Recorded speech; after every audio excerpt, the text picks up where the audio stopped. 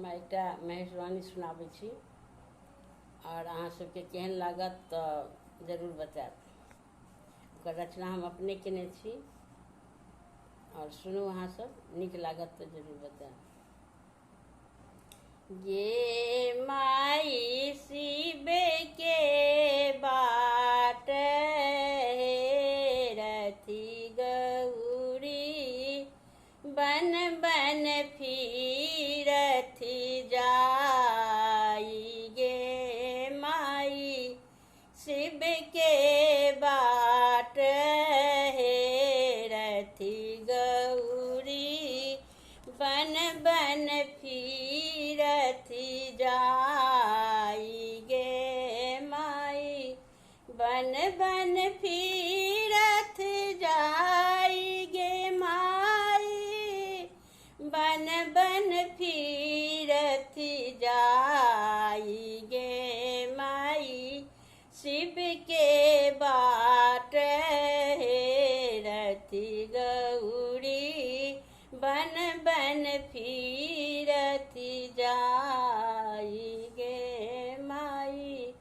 तीन नयन भाल चंद्र विराज, गले में नाग लपटाई गे माई, तीन नयन भाल चंद्र विराजे, गले में नाग लपटाई गे माई, गले में नाग लपटाई गे माई, गले में नाग लपटाई गे माई शिव के बाट हेरथी गौरी, बन बन फिरथ जाई गे माई, बन बन फिरथ जाई गे माई,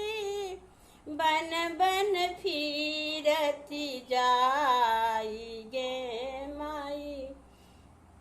पीसल भांग से हो राखल, सबटा गेल सुखाई गे माई, पीसल भांग से हो राखल, सबटा गेल सुखाई गे माई, सबटा गेल सुखाई गे माई, सबटा गेल सुखाई गे माई शिव के बाट हेरथी गौरी, बन बन फिरथ जाई गे माई।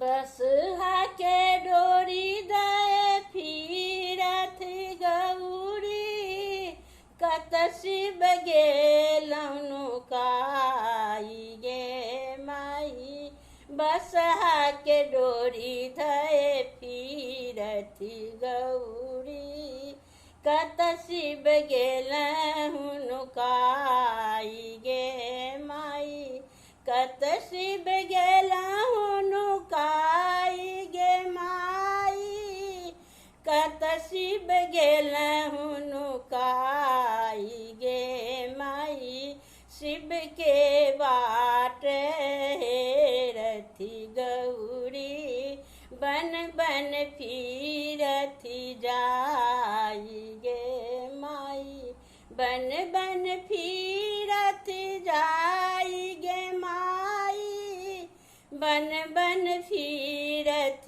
जाई गे माई शिव के बाट हेरथी गौरी।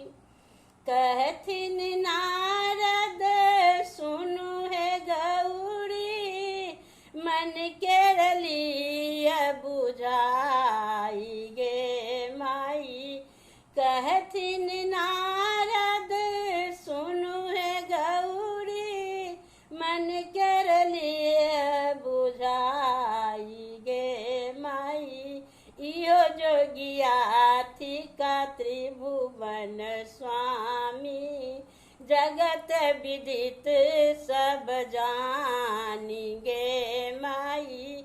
इहो जोगिया थी का त्रिभुवन दानी, जगत विदित सब जानिगे माई।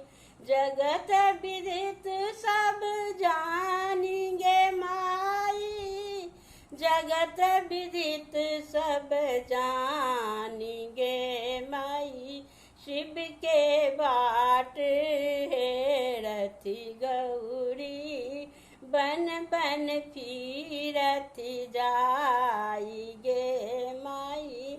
बन बन फिरत जाइगे माई, बन बन फिरत जाई।